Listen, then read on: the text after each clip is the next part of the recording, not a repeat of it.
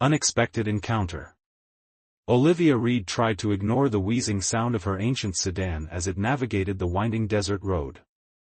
The GPS had given up 20 minutes ago, leaving her with only a wrinkled paper map and fading daylight to find her way. Her life savings, all $4,782 of them, had purchased a tiny house on the outskirts of Solitude, Arizona, population 827. The irony of the town's name wasn't lost on her. "This is it," she murmured to herself, pulling into the gravel driveway of a modest adobe structure. Rock bottom with a view. At 34, Olivia had imagined herself in a light-filled studio in Santa Fe, not exiled to a desert town where her closest neighbor appeared to be a saguaro cactus. Her art career had stalled after a scathing review from an influential critic, and her 10-year relationship had ended with Thomas claiming she was too passionate about the wrong things. The sunset painted the desert in hues she'd never seen in Portland, deep purples and burnt oranges that seemed almost artificial in their intensity. Despite everything, Olivia felt a spark of inspiration for the first time in months. Maybe this desolate landscape was exactly what her art needed. She was lugging her third box of art supplies into the house when a voice broke the desert stillness. "Greetings, new dwelling occupant." Olivia nearly dropped the box. Standing at the edge of her property was a tall man with striking features, high cheekbones, a strong jaw, and eyes so dark they appeared almost black in the fading light. His skin had an unusual pallor that Olivia initially attributed to the sunset's glow. "Hi," she managed, setting down the box. "I didn't realize I had neighbors." "Just me," he said, his speech oddly formal. "I reside in the structure beyond that rock formation." He pointed to a small house Olivia hadn't noticed before, partially hidden by a large outcropping. "I am called Zane." "Olivia," she replied, extending her hand. His grip was cool and firm, and a strange tingling sensation shot up her arm at the contact. "Your epidermis has an interesting texture," he commented, still holding her hand and examining it with scientific interest. Olivia gently pulled away. "Thanks, I think. Do you want to help me unload? I can offer warm beer and stale chips as payment." Zane tilted his head slightly. "I am unfamiliar with this exchange ritual, but I accept." What followed was the strangest unpacking session of Olivia's life. Zane carried heavy furniture with surprising ease but seemed fascinated by ordinary objects. He examined her coffee maker with intense curiosity, turning it over in his hands as if it were an archaeological artifact. "This is for extracting caffeine compounds from ground beans, correct?" he asked, studying the water reservoir. "It's for making coffee, yes," Olivia confirmed, wondering if he was some kind of sheltered genius who'd never seen household appliances. As they worked, she noticed other oddities. Zane moved with unusual grace, his movements fluid and precise. Occasionally, when the setting sun hit him directly, his skin seemed to shimmer with a faint bluish undertone. When she accidentally dropped a box of dishes, Zane caught a falling bowl with reflexes too quick to be natural. "So what brings you to the middle of nowhere?" Olivia asked as they sat on her porch steps, watching the stars emerge. The desert night was cool and clear, the Milky Way spreading across the sky in breathtaking detail. "Research," Zane replied, his eyes fixed on the stars. "I am studying local phenomena." "What kind of research? Are you a geologist or something?" "Comparative biology," he said after a moment. "Your species, I mean, humans, have fascinating adaptive capabilities." Olivia raised an eyebrow. "My species? You're making it sound like you're not human." A flash of something, alarm, crossed Zane's face before he smiled. "A professional habit. Scientists often dissociate from their subjects." They fell into an awkward silence. Olivia studied him surreptitiously. In the moonlight, his features seemed even more striking, almost too perfect, like a statue come to life. "The stellar configurations are particularly visible tonight," Zane commented, pointing to a cluster of stars. That is he stopped abruptly. That constellation has always interested me. For the next 2 weeks, Olivia settled into a routine. Mornings were for painting, capturing the desert landscape that changed colors with the shifting sun. Afternoons were for exploring the town of Solitude, which consisted mainly of a general store, a diner, and a gas station. Evenings, inexplicably, often included Zane. He would appear at her door with strange questions or observations. Once, he brought her a cactus fruit, presenting it with the formality of a diplomatic gift. Another time, he asked detailed questions about human emotional responses to music. Olivia found herself looking forward to these visits, despite, or perhaps because of, their oddity.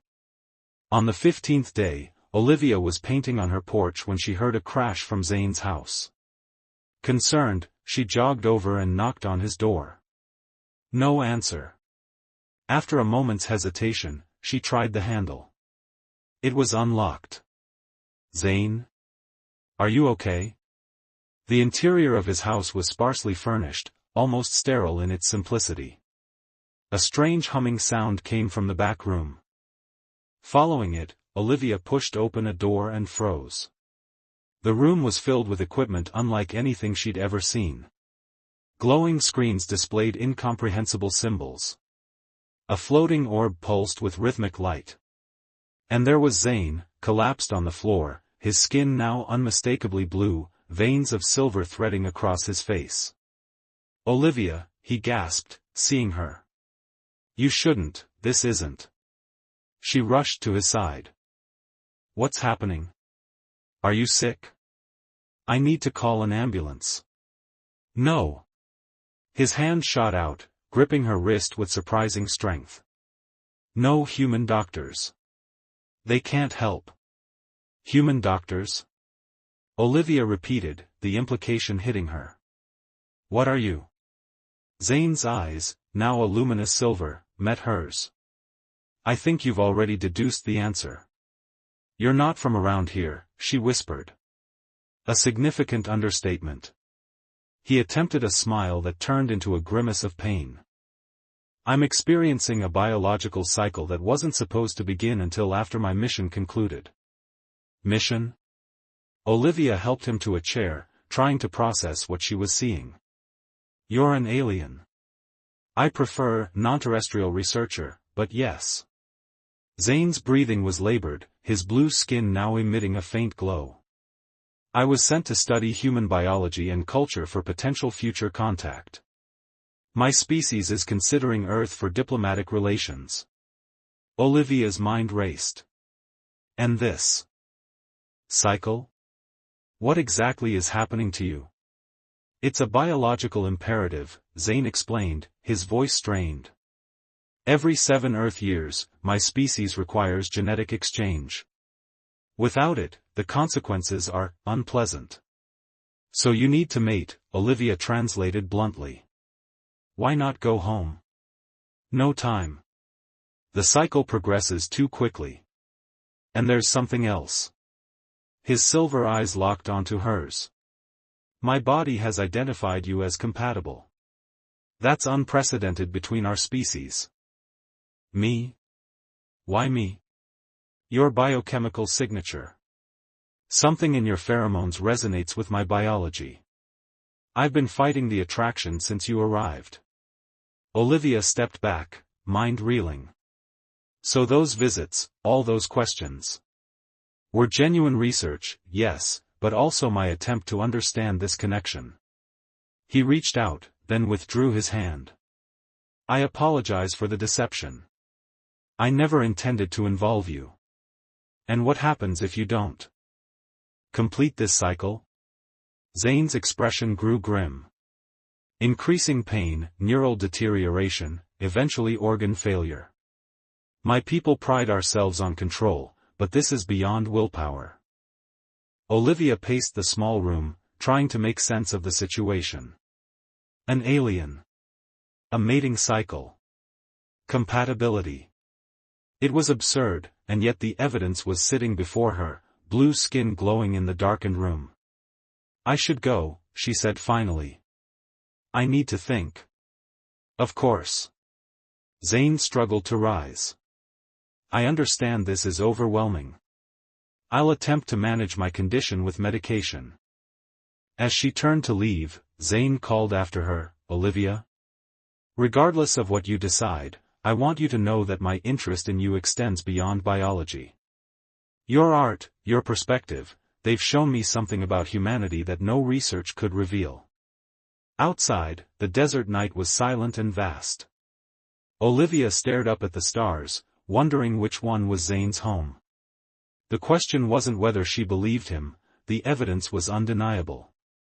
The question was what she would do about it. As she walked back to her house, she realized with startling clarity that in this strange alien encounter, she felt seen for the first time in years. Not as a failed artist, not as Thomas's ex, but as someone uniquely valued. The irony wasn't lost on her, she'd had to meet someone from another world to feel truly recognized. Tomorrow, she would make her decision. Tonight, she would paint the stars with new understanding. Beyond the stars. Olivia spent the night staring at her ceiling, the magnitude of Zane's revelation pulsing through her mind like the desert heat. By morning, she had more questions than answers, but one thing was clear, she couldn't simply walk away. When she arrived at his door, Zane's condition had visibly deteriorated. His blue skin had deepened to an electric cobalt, and silver veins pulsed at his temples. The air around him seemed to shimmer with an invisible energy. "You came back," he said, his voice weaker than before. "I have questions," Olivia replied, stepping inside. "Lots of them." Despite his condition, Zane managed a semblance of composure as he explained the basics. His people, the Luminari, had observed Earth for centuries. His mission was part of a final assessment before potential first contact. The biological cycle he was experiencing, called the resonance, typically happened in controlled environments with compatible partners. "And there's no alternative solution?" Olivia asked carefully. "The medications are failing," Zane admitted. "My system is rejecting synthetic stabilizers. It's quite remarkable actually, your specific biochemical signature has triggered a response so strong that my body is refusing substitutes." "Lucky me," Olivia murmured. Zane's silver eyes met hers. "I would never coerce you, Olivia. That would violate everything my culture stands for. If you choose to leave, I will." He hesitated. "I will manage." "You mean you'll suffer," she translated. "Possibly die. That would be an unfortunate outcome, yes." Olivia ran her fingers through her hair, exasperated. "You know, most people just ask someone out for coffee first." A smile flickered across Zane's face. "Our meeting was unconventional. That's one way to put it." She studied him, this impossible being from another world who somehow made her feel more understood than anyone on Earth ever had. "I need to know something first. If this weren't happening, if you weren't in this cycle, would you still want to be with me?" Something vulnerable flashed in his silver eyes. "From the moment I first saw you, I've been fascinated. Not as a research subject but as a being of remarkable creativity and perception." The resonance merely intensified what was already there. His words resonated with something inside her.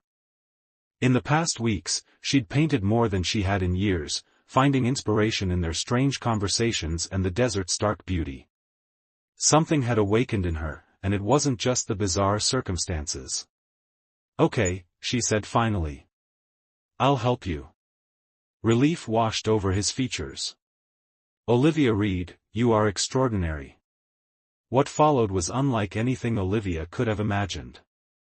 Their connection transcended the physical. As they touched, her mind filled with visions of crystal cities under twin suns, vast interstellar journeys, and the collective consciousness of beings who communicated through thought rather than words. She experienced Zane's childhood on a world with lower gravity, his first view of Earth from orbit, his wonder at discovering human art and music. In turn, he seemed to absorb her memories, her first painting exhibition, the crushing disappointment of rejection, her solitary journey to the desert seeking renewal. Their consciousness intertwined in ways that defied human understanding, creating a bond that felt ancient and newly formed at once. Afterward, as they lay amidst tangled sheets, Zane's skin had returned to its human-like appearance, though it still carried a subtle blue undertone that seemed to pulse with his heartbeat. "The resonance is stabilizing," he murmured, tracing patterns on her arm. "You saved my life. What happens now?" Olivia asked, watching the desert sunset paint the room in amber light. Zane's expression grew serious. "Now things get complicated. My superiors will have detected the energy signature of the resonance. They'll know I've formed a connection with a human. That's explicitly forbidden." "Why?" "My people fear premature integration. They believe humans aren't ready for the knowledge we possess." He sat up, reaching for a small device on the nightstand. "I need to transmit my research findings before they arrive. The data on our compatibility could change everything." "They're coming here?" Alarm shot through Olivia. "What will they do?" "Best case scenario, immediate extraction. Worst case." He hesitated. "Memory adjustment for you. Rehabilitation for me. They'd make me forget you?" "That would be the protocol, yes." Olivia felt a surge of determination. "Not happening." "What's the plan?" Before Zane could answer, the air in the center of the room began to shimmer and distort. Particles of light coalesced into a humanoid figure, tall and imposing, with midnight blue skin and eyes like liquid mercury. "Researcher Zane," the figure said, its voice resonating with multiple harmonics. "Your mission parameters have been severely compromised." Zane moved protectively in front of Olivia. "Protocol Director Vex. I can explain." Explanation is unnecessary.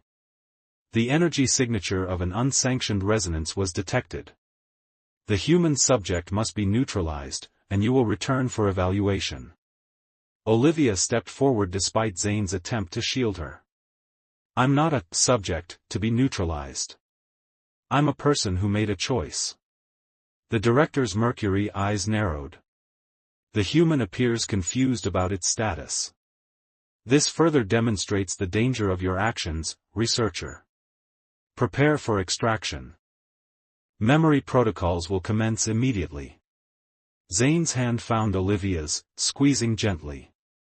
Through their newly formed bond, she felt rather than heard his thoughts. "Trust me. Follow my lead." "The compatibility readings are unprecedented," Zane stated formally. "Our neural patterns have synchronized at a level previously thought impossible between species. This discovery could revolutionize our understanding of human potential." "Your judgment is compromised by biological influence," Vex dismissed. "The human's memories will be adjusted, and you will face the consequences of your violation." Olivia felt something press into her palm, a small crystal device Zane had slipped her. Through their connection, she understood its purpose. As Vex approached with a slender metallic wand, Olivia clutched the crystal, focusing her thoughts as Zane had showed her. The room filled with blinding light. When it faded, Vex stood frozen, his expression one of shock. "Neural override successful," Zane announced, taking the wand from Vex's rigid fingers. "Temporary paralysis only. We have minutes." "What just happened?" Olivia asked, still clutching the crystal. "Our bonded neural patterns created a disruption field. The crystal amplified it." Zane was already gathering equipment, moving with urgent precision. "We need to leave immediately. My ship is concealed beneath the house." "Ship? You have a spaceship?" "A small research vessel, yes." "Hurry." As they rushed toward the hidden hangar, Olivia hesitated. "My paintings."